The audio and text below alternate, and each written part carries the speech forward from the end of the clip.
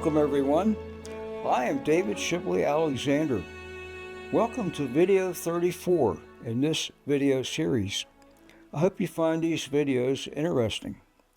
This is video 3 of a series called My Connections to Rotation. 4 items this time, 2 short and 2 rather longer. I suggest you may want to watch the videos number 32 and 33, which provide background information for video 34. So seatbelt on and here we go. First we have learning to fly. I am not sure when the desire kicked in, but for a long time I had wanted to learn how to fly an airplane. In the early 1990s, I had an engineering position in Butte, Montana, where I worked, and I would drive past the Butte airport en route to my office, a constant reminder. On one Sunday morning, I drove into the airport and met my flight instructor. Many basic things to learn first. The instructor began with a pre-flight inspection walk-around, making sure all was in good order and safe. Special attention was paid to the propeller. Yep, there's the rotation connection.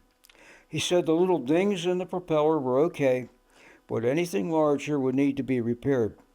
He also showed me how to make sure the fuel tanks were full to the top and showed me how to withdraw a small amount of fuel into a small glass cylinder to verify that there was no water in the fuel. That would not be good at all when one is several thousand feet in the air. Not good at all. There were dual controls, a good idea indeed for me. My instructor told me what to do as I worked the controls. We taxied out to the runway, and within a few seconds, with the rotating propeller in front of me doing its job, we took off. I was flying an airplane, a gigantic thrill, actually far beyond words. Shortly after takeoff, the instructor took over control of the airplane, and we headed west, flying over Anaconda, Montana. It was then that I realized the significant difference between operating a vehicle on the land, 2 dimensions, compared to flying a vehicle through the air, 3 dimensions, especially when there is an emergency. My instructor told me there is no problem, but what if there was? So he was always looking for a suitable place to land in case a problem occurred. Most of the land we were flying over was covered with farms and forests, but little used dirt roads could be suitable. And where we were flying, the local Anaconda paved drag strip would be a very good choice. It's such a huge difference. Driving a car or truck, a problem occurs, and one pulls to the side of the road. But when flying, there is no side of the road. One has to find a suitable landing place ahead of time. And that's what my instructor was doing with the expectation that place would never be needed. Yes, traveling in 3 dimensions is fundamentally different than traveling in 2, but that understanding only occurred as I flew in a small plane at a relatively low altitude.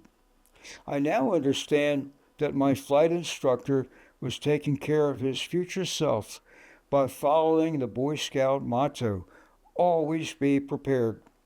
Though I have discussed how he was preparing for worst-case scenarios, his preparation ensured a best-case scenario for every outcome.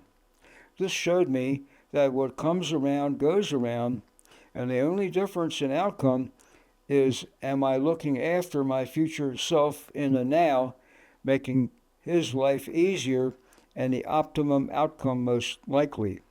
My realization of rotation is that we can become a victim of it or a master of it. This next topic I call Victor Schauberger. In March 2025, I began to look into the research of a man named Victor Schauberger.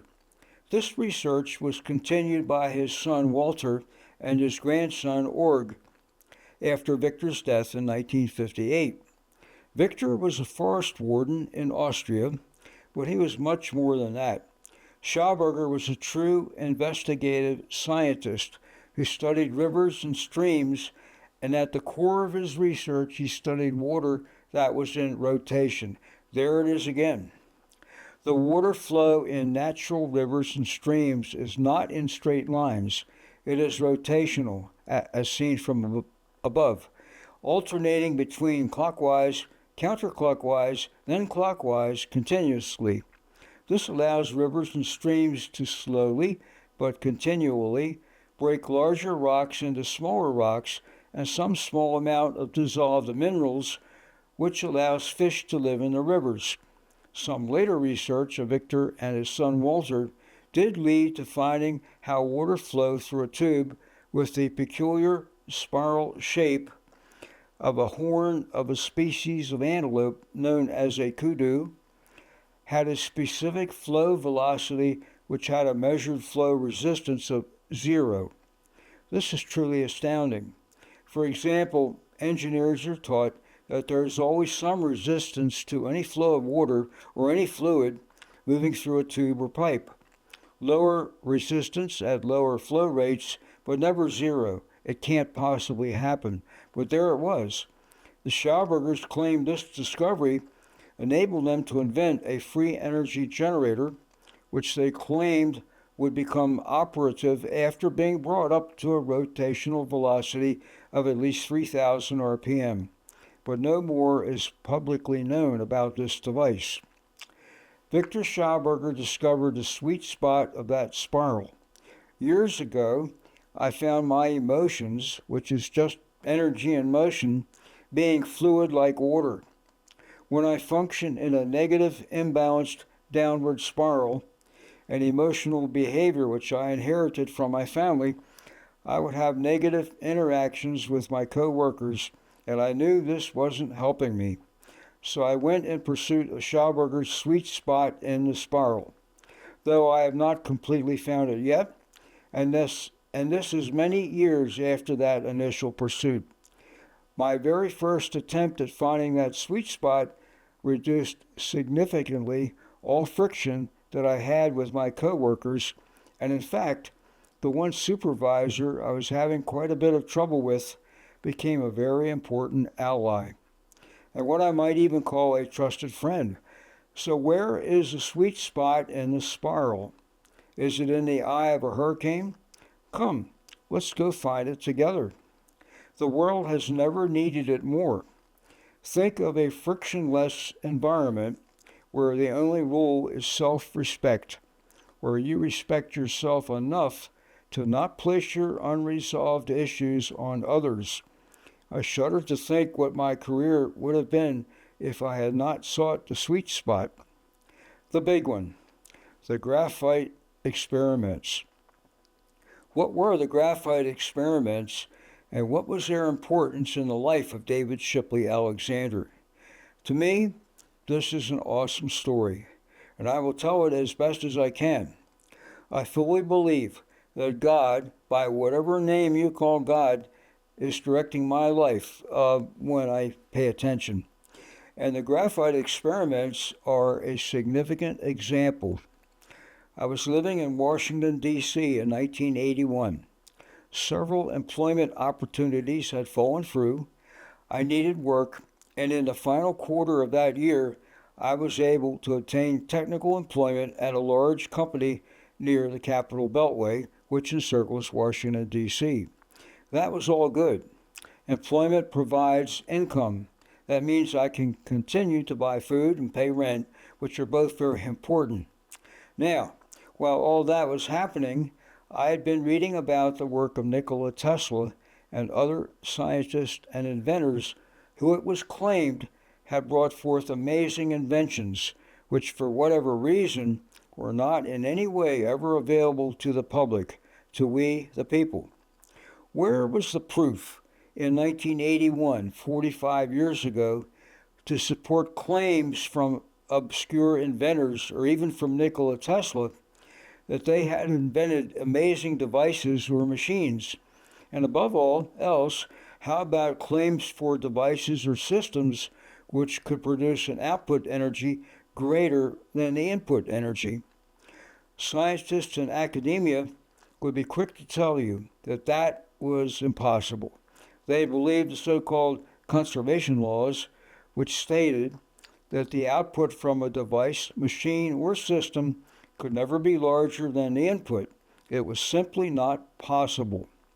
Furthermore, people have been led to believe that energy is scarce, not really widely available, and therefore people will pay the price, however high the price is set, by those who supply the energy and by the bankers who control the economy. So back to my new employment. I was joining a group of researchers that performed essentially physics experiments to answer queries from government organizations. Our next assignment was to study the technical characteristics of a source of extremely intense light and heat. The key component in the measurements we were making was not a piece of unobtainium, as engineers humorously like to say, but a piece of graphite, which is pure carbon. I often called it a rod, but it was actually a flat piece approximately 1/2 inch wide, 1/8 inch thick, and 6 inches long. You bet, I started thinking in inches a long time ago, but I convert to metric units when required to do so. The system we examined had 4 large, heavy-duty, lead-acid type 12-volt batteries connected in series as a source of electric power. The electric circuit from the batteries was in series with a piece of graphite, and that circuit was switched on or off with an electric solenoid because of the extremely high current in the circuit, similar to starting a car engine. When switched on, the current from the batteries would very rapidly heat the graphite to a very high constant temperature at which the battery voltage and battery current output would hold constant for up to 10 seconds. Then the voltage would not remain constant but would begin to decrease and measurements were stopped. All measured data, including heat flux radiated from the graphite, voltage drop across the graphite, and current through the graphite, were recorded by means of a computer interface. The power output was extremely super intense radiated light, measured as heat, emitted from the piece of graphite with dimensions as described above. The graphite piece was suspended at its ends in air with very high capacity electric cables connected to each end. We carefully calibrated all equipment taking these measurements. Our calibration standards could be referenced back to the National Bureau of Standards, which is now called NIST. Other members of the laboratory team who had done preliminary versions of this experiment told me to not be surprised that the output power as heat would be measured to be about 50% larger than the electric input power, and that was simply because graphite is carbon, carbon burns in air, and that's where the extra heat output power came from. That was their understanding. However, I knew that the energy produced by the heat of combustion per mass of a piece of graphite could be looked up in a standard reference source. Therefore, using a sensitive scale, I weighed the piece of graphite before and after the experiment and simply used that mass difference and the 10 seconds duration of the measurement. The graphite quickly reached its full operating temperature to calculate the excess thermal output power caused by combustion of the graphite. The result was most interesting. We determined that graphite combustion could only contribute about 2% of the excess output heat. And again, as in prior experiments by the preceding group, the excess thermal output power was about 50% larger than the electrical input power. Significant overunity from an unknown source had appeared right there in front of us. This experiment was repeated with the same result. For me, this was absolutely life-changing. I carefully explained to the lab manager that the excess heat, almost all of it, did not come from a known phenomenon. The lab manager told me that I had obviously, that word was said with much emphasis, made a mistake. Yet the lab manager had checked over the experimental parameters and details of all of the measurements. There were no obvious mistakes. I knew the excess thermal output power was real. Now and then, over years, then over decades, I would keep asking myself and my science and engineering associates, where did the excess thermal output power come from? All that time, no answer ever came. Then, a year or so ago, I was again looking at pictures of the molecular structure of graphite, and the idea came suggesting a possible source of the excess output power. It goes like this. Carbon is often found in the form of 6 carbon atoms connected in a symmetric ring. Each ring is only 1 atom thick. Rings are connected to adjacent rings. If we had the ability to see individual atoms, graphite would very strongly remind us of hexagonal chicken wire. So holding that image, here's my proposed answer after many years. Most of the electric current can only conduct through graphite staying within each layer. Very little conducts from one layer to another layer by using a curved or zigzag path, which means a sequence of connected curves. Path, which means a non-straight path. A curved path or connection of alternating short paths is a form of rotation. There it is. And rotation is an ingredient of many over-unity free energy inventions. I've been looking deeper into that common but mysterious thing known as rotation. So God did lead me to be where that particular measurement of graphite was being done, where as a result of graphite's molecular geometry, excess output heat had to be produced. And I was able to see it up close and personal and recognize what I was seeing. Thank you, God. So as I saw definite evidence of overunity, that is, free energy was being produced, it was like someone saying there is no such thing as a white crow. But I say that I have seen one, and therefore I can say I have evidence that one or more white crows exist. Who are responsible for all our modern conveniences that we tend to take for granted today? Think of one time when your power went out and how much was dependent on that power coming back on as quickly as possible. How similar is the moment we are living in to that significant moment in my life. The truth was there for all to see, but the indoctrination, what Blake called the mind-forged manacles, would not allow them to see, and those that did see could be branded as heretics, and all that you had could be lost.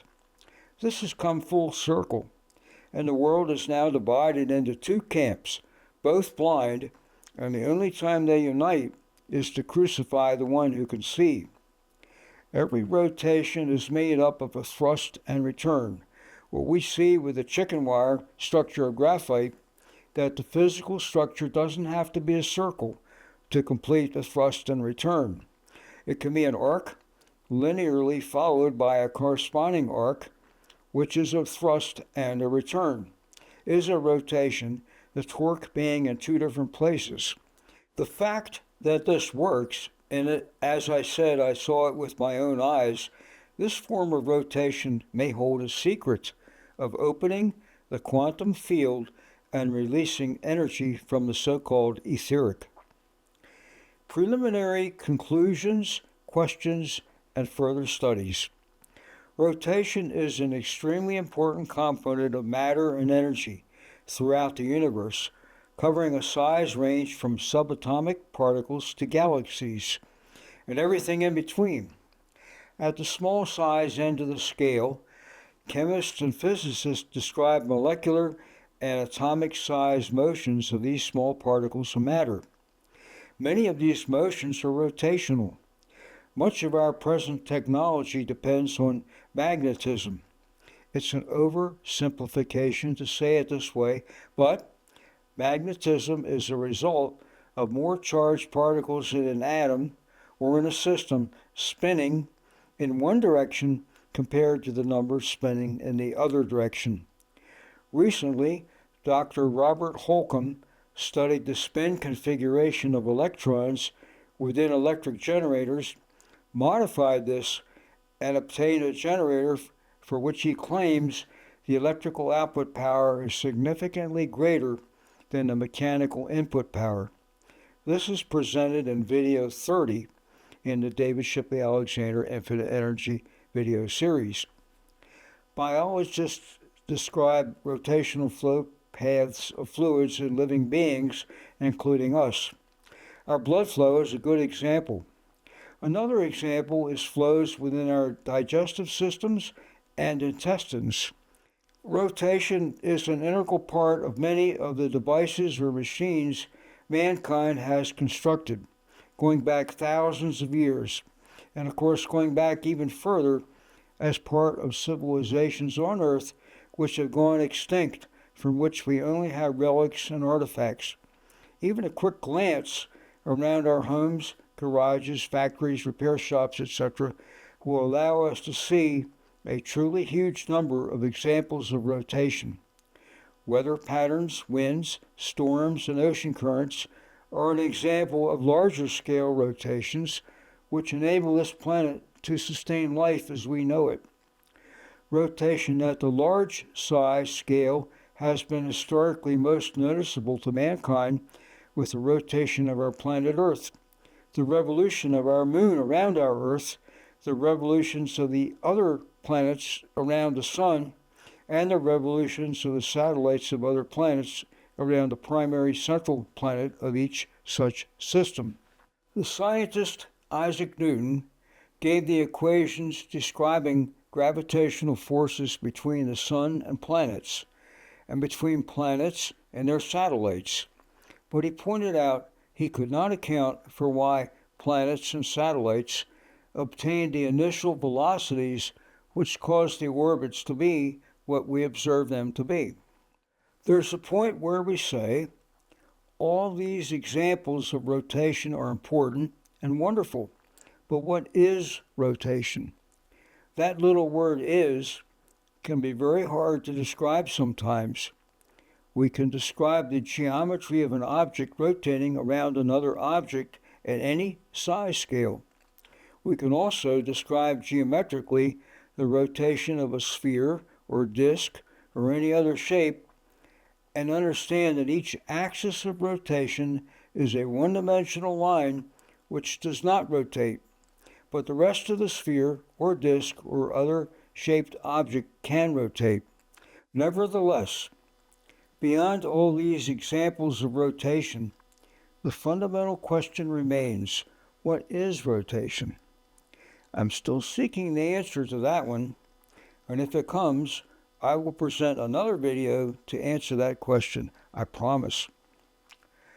I suggest one may find video 6 in the David Shipley Alexander Infinite Energy video series very interesting, as it describes inventions using combinations of rotations to generate a unidirectional, that is, unbalanced force.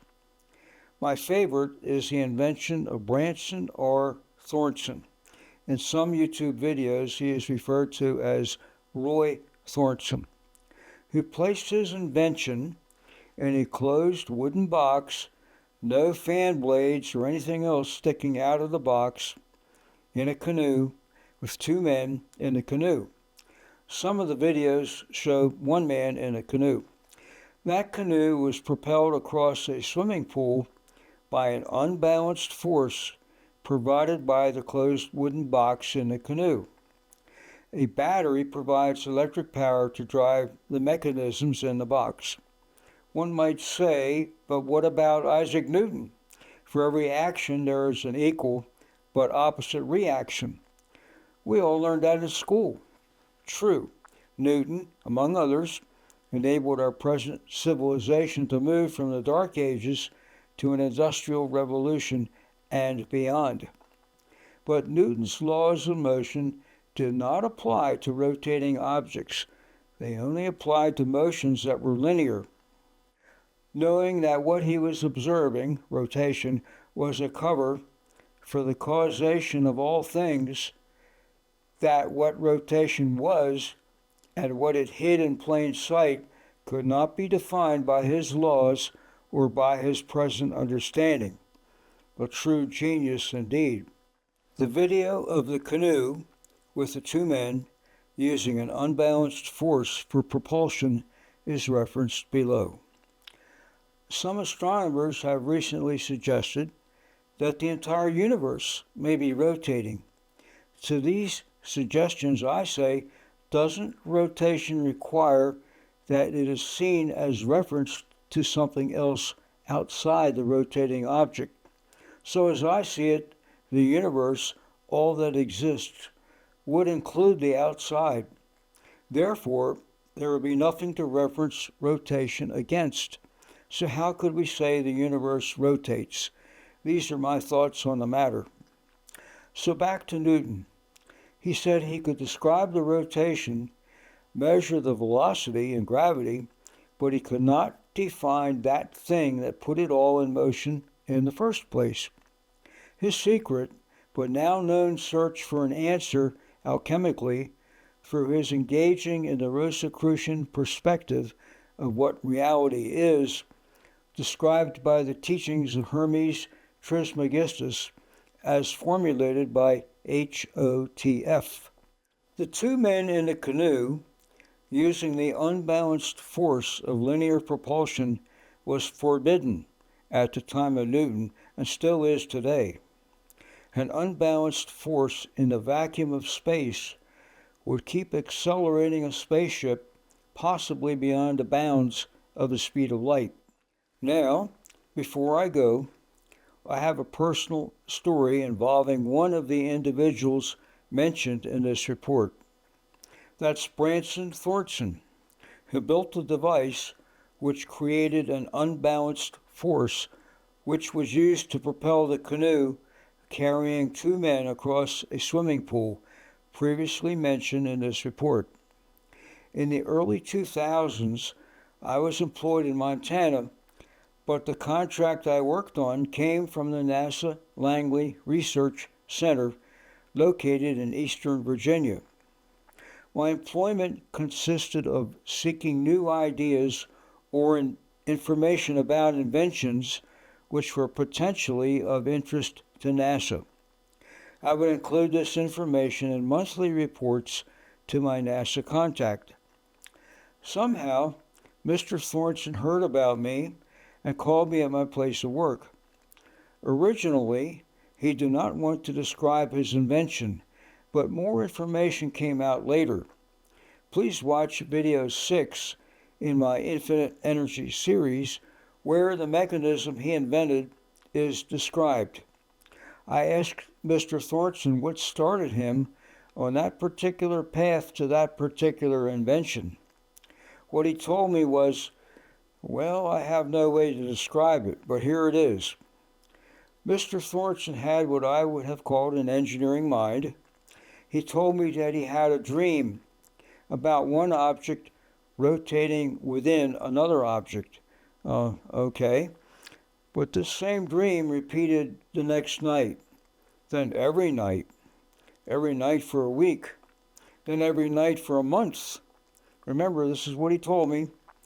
Then for a total of 7 months, non-stop. Personally, I cannot imagine how it would feel to be in that situation. So he finally asked a close friend, "What can I do about this?"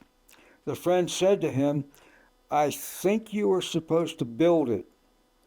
So he did. I cannot and will not judge other people's actions, but I believe spaceships which can move forward without sending an exhaust in the opposite direction will be a huge breakthrough for people of Earth who may want to explore what is out there beyond Earth, and also using more conventional vehicles move more efficiently here on Earth. An energy source, of course, must be provided for such a spaceship or for efficient transportation on Earth. Until the next time, I am David Shipley Alexander.